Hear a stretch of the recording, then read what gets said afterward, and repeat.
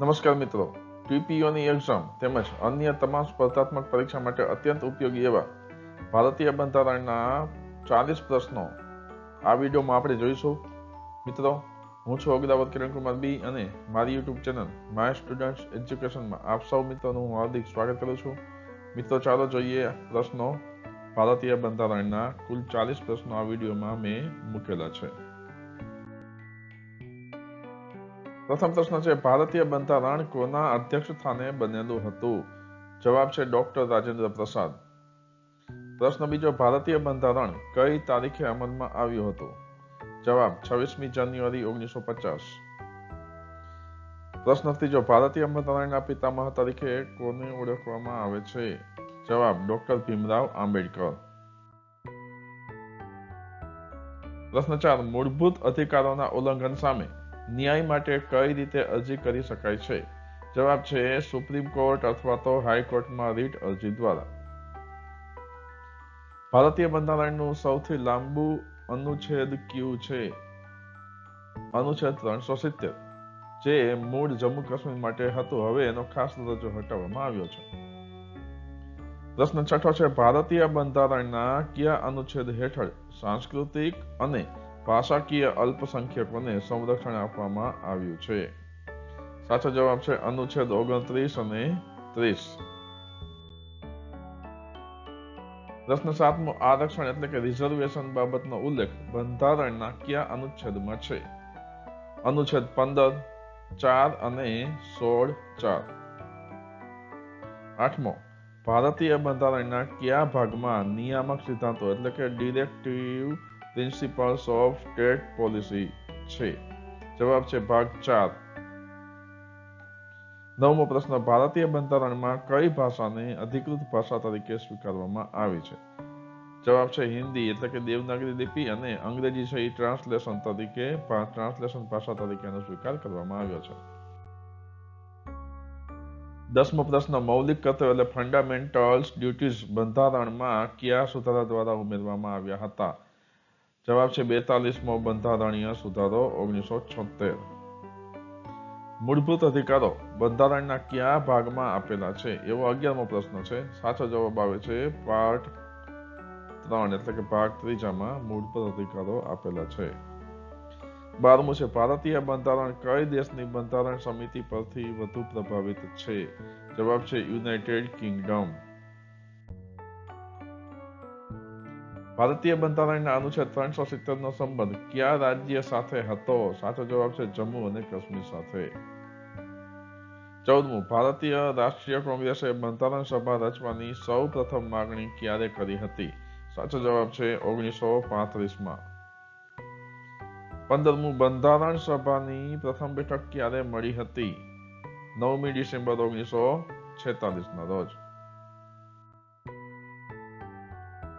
પ્રશ્ન 16, બંધારણ ઘડવાની સમિતિ ક્યારે રચવામાં આવી હતી? જવાબ છે 29 ઓગસ્ટ 1947. 17મો પ્રશ્ન, બંધારણ સભાના કાર્યકારી અધ્યક્ષ કોણ હતા? જવાબ છે ડોક્ટર સચ્ચિદાનંદ સિંહ. 18, બંધારણની ખરડા સમિતિના અધ્યક્ષ કોણ હતા? Doctor BR Ambedkar. 19મો પ્રશ્ન, બંધારણ સભાના પ્રમુખ કોણ હતા? ડોક્ટર રાજેન્દ્ર પ્રસાદ. ભારતનું બંધારણ ક્યારે પૂર્ણ થયું હતું? જવાબ છે 26મી નવેમ્બર 1949. 21મો પ્રશ્ન, ભારતનું બંધારણ ક્યારે અમલમાં આવ્યું હતું? જવાબ છે 26મી જાન્યુઆરી 1950.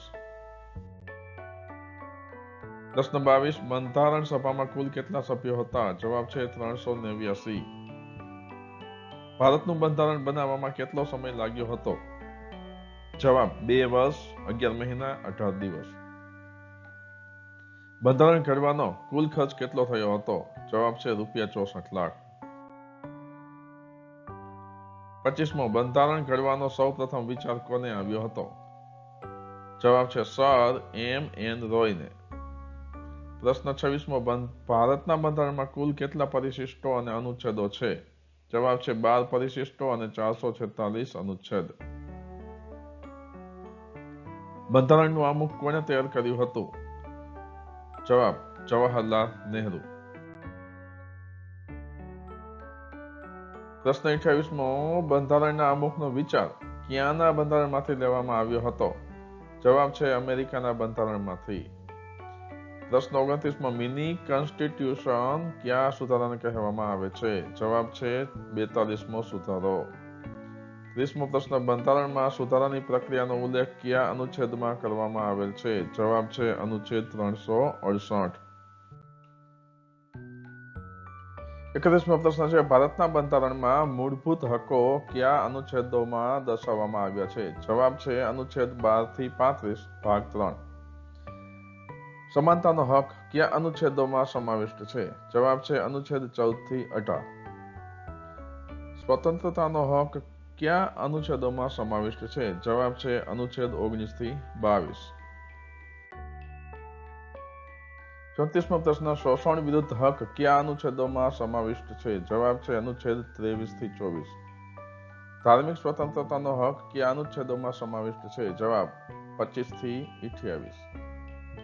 સાંસ્કૃતિક અને શિક્ષણ વિષયક હક કયા અનુચ્છેદોમાં સમાવિષ્ટ છે? જવાબ અનુચ્છેદ 29 થી 30. બંધારણીય ઇલાજનો હક કયા અનુચ્છેદમાં સમાવિષ્ટ છે? જવાબ અનુચ્છેદ 32. પ્રશ્ન 38મો છે, બંધારણનો આત્મા કોને કહે છે? જવાબ છે આમુખ. 39મો પ્રશ્ન, રાષ્ટ્રપતિ રાજીનામું કોને ઉદ્દેશીને લખે છે? જવાબ છે ઉપરાષ્ટ્રપતિને. 40મો પ્રશ્ન છે, ભાષાના આધારે સૌ પ્રથમ કયું રાજ્ય બન્યું હતું? જવાબ છે આંધ્રપ્રદેશ. તો મિત્રો, આવા જ અન્ય વિડીયો મેળવવા માટે મારી યુટ્યુબ ચેનલ માય સ્ટુડન્ટ એજ્યુકેશનને સબસ્ક્રાઇબ કરજો. તમારા અન્ય મિત્રોને પણ શેર કરજો. ધન્યવાદ.